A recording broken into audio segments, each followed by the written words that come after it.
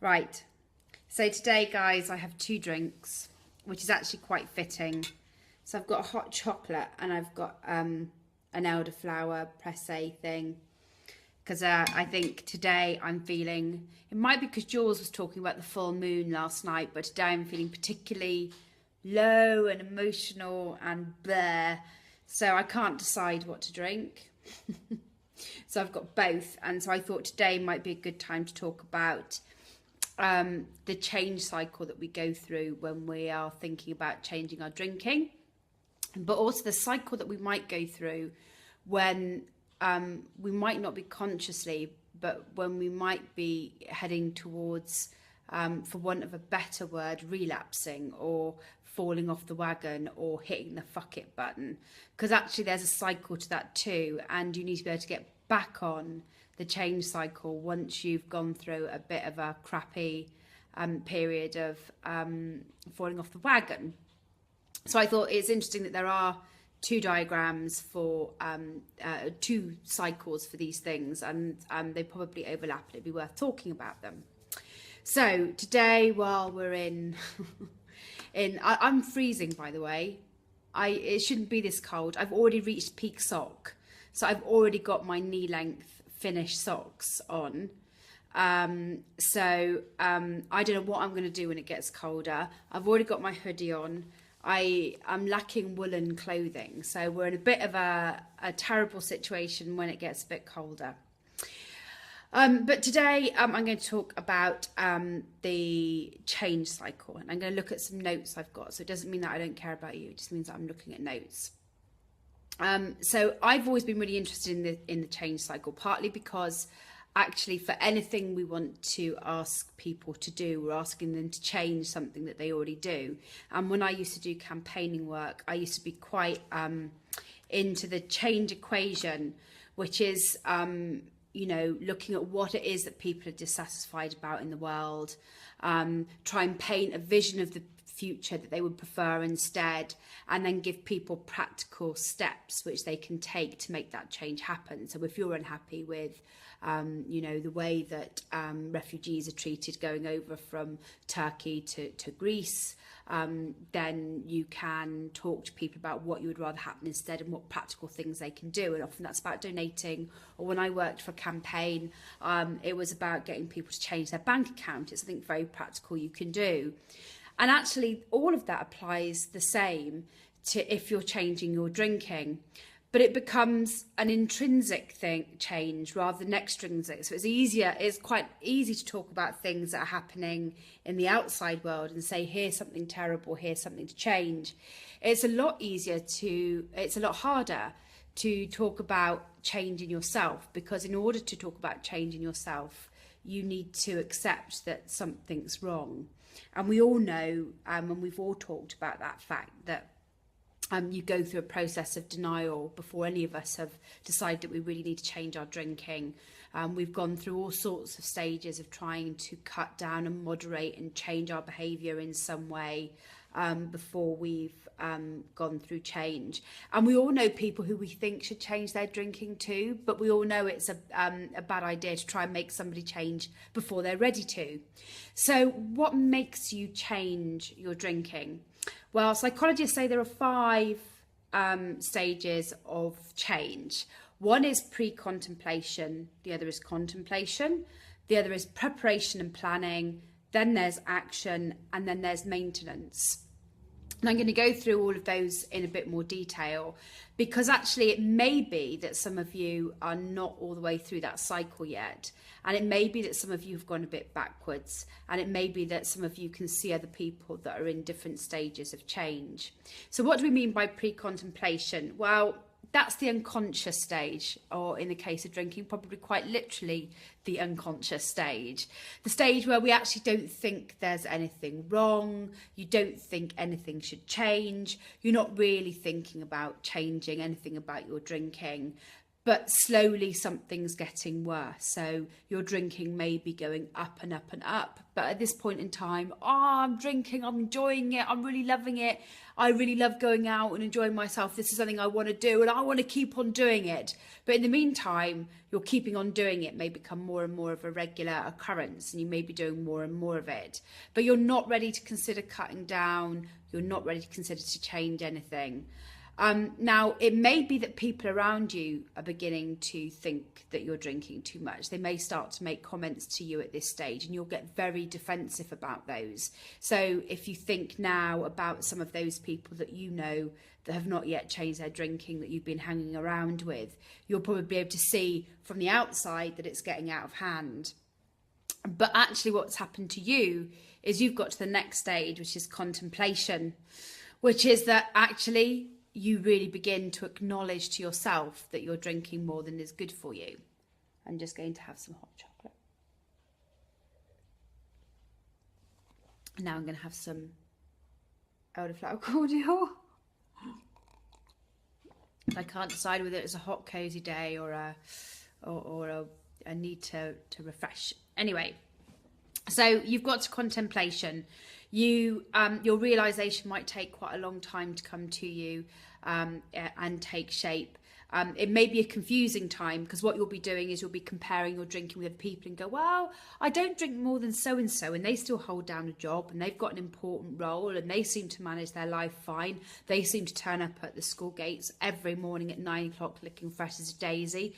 So if they're drinking about as much as me and I'm drinking about the same as them and they're managing okay, then I don't see why I can't. And why is this happening? So you may be asking yourself lots of questions, doing lots of comparison, and getting to the point when you're having to begin to realize that this is actually just about you, and you can spend as much time comparing yourself with other people as you like, or pretending that you're incredibly, sophisticated and European, and actually you only drink like the French, and the French always drink with dinner, and you only ever drink with dinner, but somehow you're getting hangovers, you're feeling rotten, your kidneys are beginning to hurt in the morning. You're beginning to realise that there's a problem.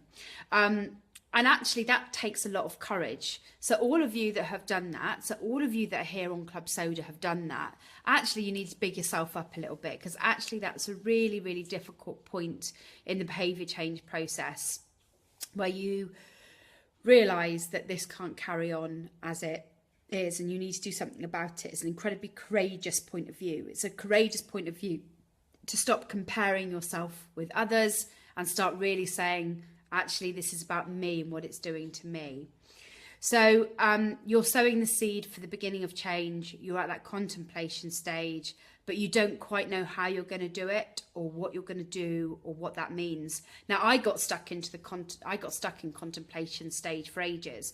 I did that thing that a lot of you might have done, which is I buy loads of books. I go, oh, it's all terrible. I need to sort this out. I'm ruining things, and I need to change. And so my only act of change was to order loads of books on Amazon, and then they would arrive and then they'd sit on the shelf and nothing would happen, because that prospect of opening those books themselves was far too scary.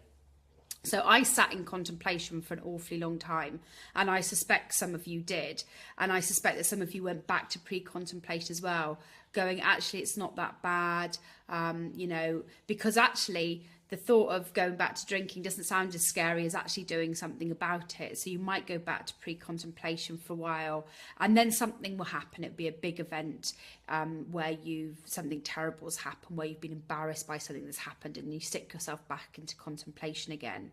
So it's quite possible that you will bang between those two quite often, and that you will buy loads of useless books from Amazon. That I always laugh at the time that I brought the book Smashed from Amazon, and I had it by my bed for ages in order to read, but I managed to spill wine over it 4 times in the time that it was next to my bed, but never once pick it up and actually read a page. So if you ever want to look at where contemplation and procrastination meet, that was that occasion.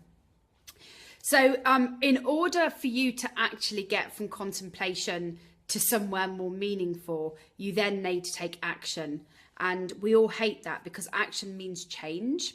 Action means doing something differently. Action means coming out of a comfort zone that we've built ourselves. Now, it may be quite a pissed comfort zone, but it's something that we know and we're familiar with nonetheless. And I do believe that actually in society, because some of the dialogue around changing your drinking is so negative and loaded and judgmental, like the thought that you have to say forever, for example, or stand up in a room and say you're an alcoholic, that can also put you off moving to that preparation and planning and action stage. But the next big thing for you is preparation and planning. And actually, maybe you don't want to put too much thought into it, but you do need to put some. And preparation and planning is that after some time contemplating a change, you'll start doing something to prepare for it. It might be that you joined Club Soda. It might be that you picked up one of our free booklets. It might be any of those things. But that's actually the first step of planning, because you're actually beginning to take some steps. But you need to do a little bit more than that, because joining the Club Soda group can be just as procrastination like as putting a self-help book on your shelf and not reading it, because you can sit on this group for ages and not do anything, which some of you actually say. So what do we mean by preparation and planning? Well, you actually have to feel the fear and do it anyway. You actually have to go, something has to change. I don't know what it is, but something has to change and I have to do something. In order to do something, I have to book something, I have to actually read something, I have to say something, I have to tell somebody else, you have to go one step further and work out what it is that you do. And I really do believe this preparation and planning stage is one of the most crucial that you can do. And I will always say that it wasn't the workshop that I went on for one day that meant my change was successful. My change was successful because I accidentally planned quite well. I set a day. I told my friends that day that I was doing it. I created some accountability. I forked out quite a bit of money to go on that day. And I began to change my environment without quite knowing it, because I got into a new relationship. But by default, I started to change my environment. And all of those 4 things themselves were really, really helpful. Another thing that you can do, and I've actually put this in the file section of the group, is to go through a decision balance sheet in order to help you move from that jaggedy space between contemplation and action. Because what that allows you to do is to say, what's actually going to change if things stay the same? What are the outcomes going to be for me if things stay the same? And what could happen if I change things?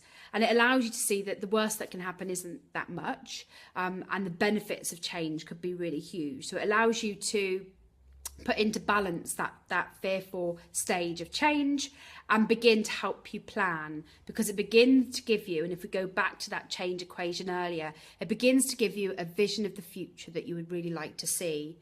And so part of your preparation and planning might be about writing down what it is that you feel you want to be, who it is that you want to be in the near future, in order to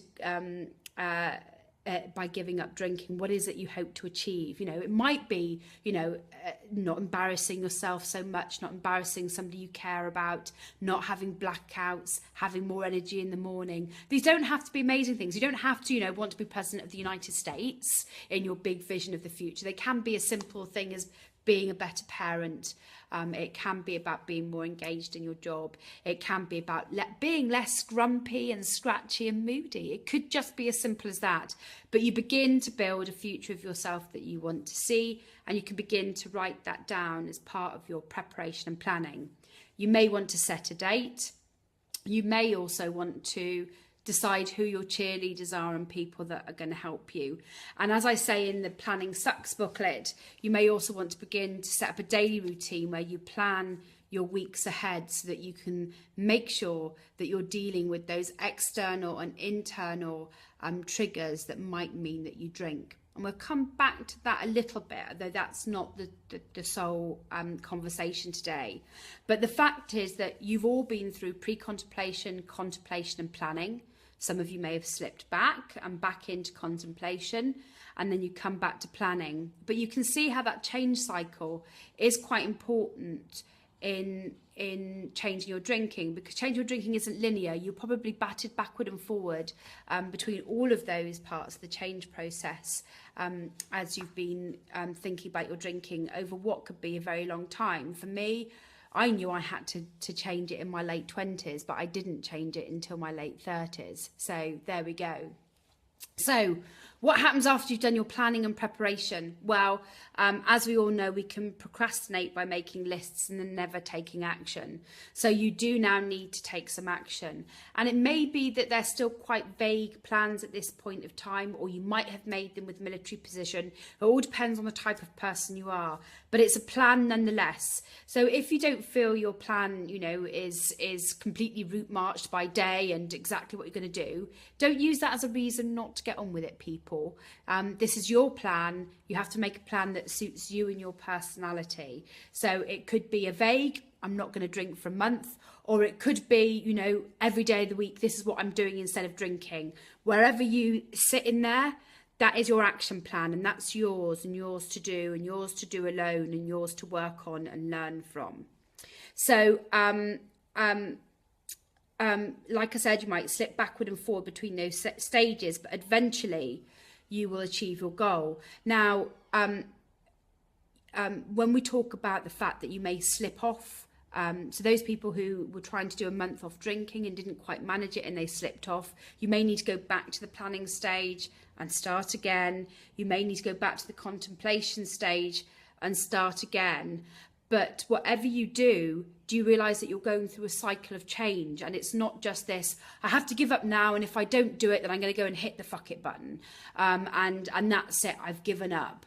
That actually you're on a process of change, and each time you go through it, you learn more, you become more resilient, you learn more about your habits, you learn more about what it takes you to change. And so if that means you have to go through contemplation, planning and action, contemplation, planning and action nearly every week, then you know what, guys, that's okay, because it's the goal, that vision that you've got of you in the future that you're working towards. And like I always say, if it really was that easy, everybody would do it. But the fact that you're doing it and you're working on it is really, really positive and important.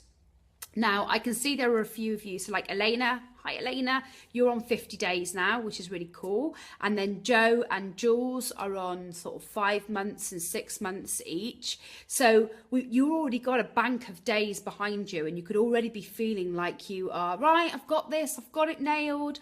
Well, I can tell you it will take a long time before you get it nailed. Yesterday I was telling everybody like how I felt I got it nailed, and then today I didn't feel like I got it nailed, and instead I went into Yusi's tuck drawer in his office and I ate one of his syrup wafflings instead, because actually what I wanted to do was drink, and instead I just ate some food in a very destructive way. But those emotions are still there, they haven't gone away, those tiny triggers are there. So you've got some days under your belt, but now you've got to maintain it, and you learn every day more about how you can maintain your sobriety. And it does take work. It's not easy, but at least you're a work in progress. And I think works in progress are always good. You know, art is always a work in progress, and we are we not, works of art. There's a skin on the top of my hot chocolate now. I'm not sure whether I like that or not.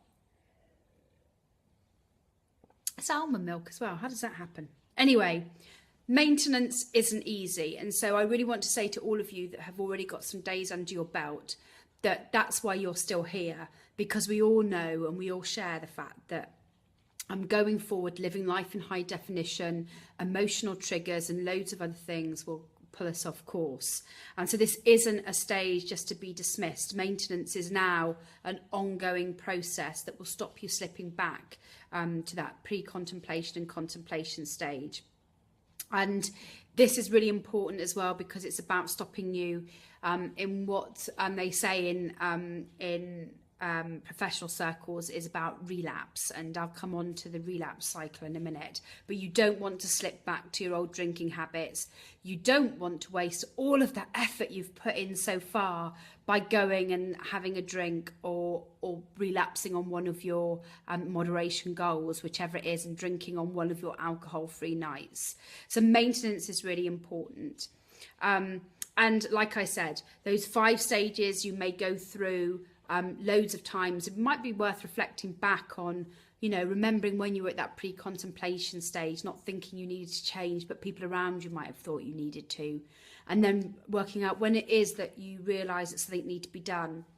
And how long did it take you between realising something needs to be done and actually doing it? For me, it was 10, 11 years. That's how long that contemplation period took. What a waste of fucking time. I could have I could be driving for 14 years now or something ridiculous, you know, and instead I wasted 10 years where actually things got worse. And I think that's something that we all recognise, that when we've fallen off the wagon, or when we know we've got to do something difficult, when we've got to change a habit, we suddenly, we don't just, you know, go back on it a little bit. We absolutely cane it. There's something clearly in our psychology that we feel that because we're going to be taking something away, we need to have as much of it as possible. And I did 10 years of that, getting worse for different reasons, and partly because I was in a job I didn't enjoy, but all together that 10 years of contemplation was actually, if I think about it, far harder than the 4 years of action I've been through now, however hard they may feel. So I was going to talk to you therefore a little bit about the relapse cycle, and see where we might be able to nip that in the bud. Because if you're in this maintenance stage, what you really want to do is to be able to nip any signs of relapse in the bud. And that could mean, depending on what your goal is, that could mean that you start drinking on the days that you think you're going to be alcohol free, or start going over the limits that you've set yourself when you go out. Or it could be that you start thinking about drinking again if you've gone alcohol free. And it can be either of those things, because you know as well as I do that if you set yourself a moderation goal and then you start letting go of those goals bit by bit, your drinking will just suddenly escalate, and you'll come 3-4 months down the line, you go, what happened there? I was doing so well and now I'm drinking every night again. So these tools are exactly the same, whichever of those that you want to do. So relapse and signs of relapse, or screwing up your goals or hitting the fuck it button. First of all, you may be doing some wishful thinking.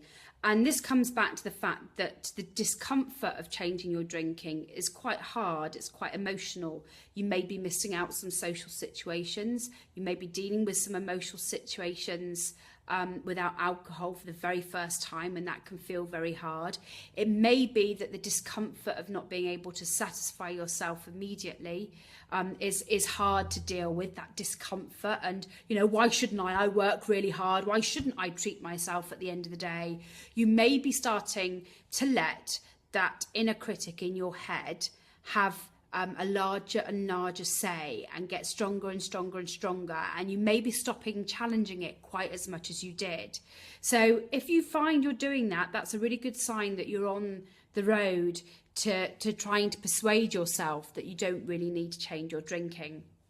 And it may be that you are that emotional stuff is actually one of the early signs of potential relapse, so that you begin to realise that you're getting more anxious, that you're not doing those relaxation techniques that you promise yourself you'll do. You're not going to the shop and getting those alternative drinks that you can pull on because it all just feels too hard. Why should I have to do this? I'm an adult, I'm a grown-up, rah, rah, rah, rah, toddler tantrum. That's what we actually end up doing when we think that we're grown up. And so we start to let some of those emotions get bigger and fuel our inner critic and go, well, actually drinking wasn't that bad, was it? Because I used to laugh, ha, ha, ha. And now at the minute I'm feeling really low. And when I was drinking, I used to laugh and be happy. And so you may be doing some wishful thinking. You may be feeling ambivalent. You may be letting that inner saboteur have the way. And that's the first point where you need to go, either come on the group and say, actually guys, you know, I think my inner critic's getting a bit better of me. Last night I was thinking this, that and the other.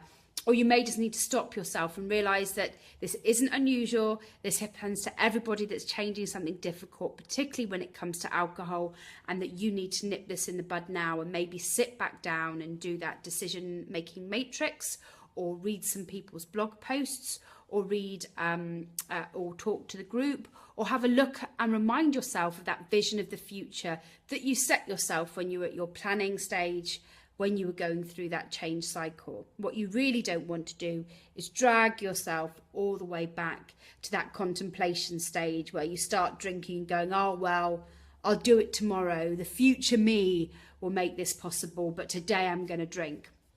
You need to stop that from happening. You need to see those signs. So that emotional stuff is a really early sign that you may be letting your inner critic get the better of you. In order to deal with that, you really need to go back to all that self-care stuff we talked about. And it really does matter. If it is really important to you that your fridge is stocked with things that you can, that make you feel happy and make you feel nourished, that you can eat and drink instead of alcohol, then you need to plan and make sure that you do that and have that stuff in the fridge. If you have run out of your favourite bath oil, or you have finished your book, or any of those things that you had been doing when you were practicing self-care, then that's the time to go, right, I need to pile these things around me again. Like being in a big nest of cushions, you need to protect yourself from this potential relapse and bring all those things that are nurturing and good for you around you. And remember, that can be people as well as things. That can be places as well, good places. That could be the club soda group and other things. So in those first anxiety-ridden days where you're beginning to feel it's a bit tough, that's because you're emotionally struggling and you need to really pull in some stuff around you. Now, there are some other stages to relapse, if you wanted to know, and some of that can be that you begin to feel a bit low because you're finding this really difficult, and that difficulty is really hard to deal with, and so you are always that you're having this mental struggle between wanting to carry on but finding it difficult carrying on, so surely a drink will help. So you're going through an internal struggle and you may be losing that ability to do constructive planning. I always say when I see people who are really problematic drinkers and have got really dependent, I look at them and I describe their lifestyles as very chaotic. They can't deal with the post in the morning, they can't deal with phone calls, they stop going to appointments and all of those things. Well, before that really obvious chaotic stage, we all have little mini chaoses. It might be something we let drop off the agenda. It may be starting to cancel things that we thought were really important to us. It may be that we stop planning that shop that meant that we've always got something in the fridge. But you'll begin to see signs of that orchestrated planning you put in place starting to disintegrate, because you're starting to let your inner critic tell you that you don't really care, it's too hard to do anyway. So again, those are really difficult and signs, and you may be saying, well, I just want to be happy, and I was happy then, and I don't understand why this all has to be so difficult. So again, make sure that you're really looking out for these signs and that you're beginning to do something about them really early on. But the big mental relapse is when you start to think, oh, well, it doesn't matter so much, so I'm going to phone up that friend I used to go to the pub with.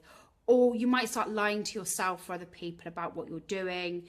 You may start thinking a lot more about the places you used to go. You may start glamorizing your past with alcohol and really beginning to move you from being in an emotionally vulnerable state where you might be tempted to drink to basically changing your thought processes to justify you going back to drinking.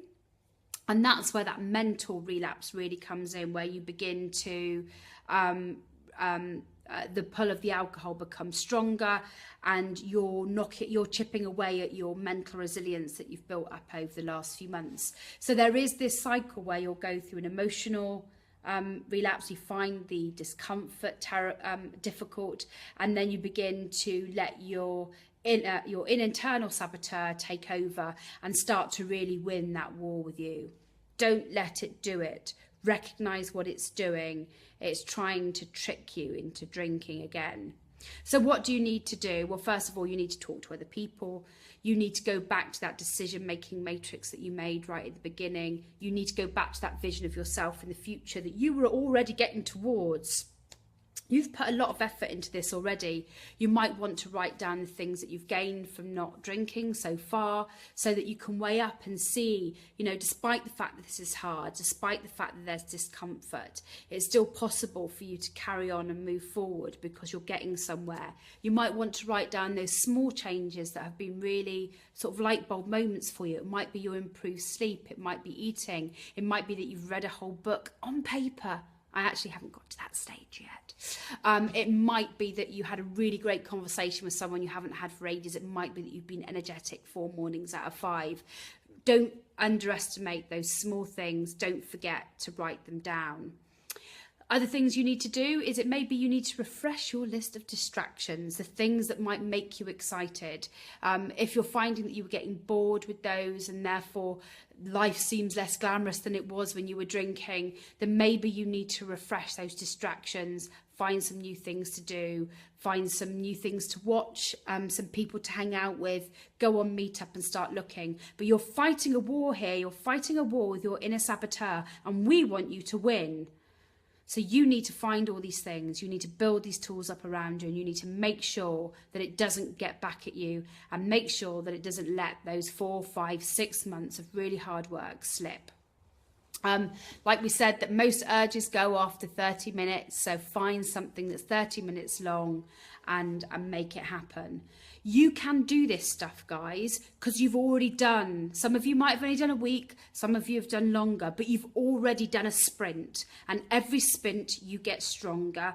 Every sprint you learn new things. Every sprint you realise that this is possible, and that vision of yourself you've got in the future is good. So you don't want to go back to contemplation, because some of you like me would have spent 10 years there.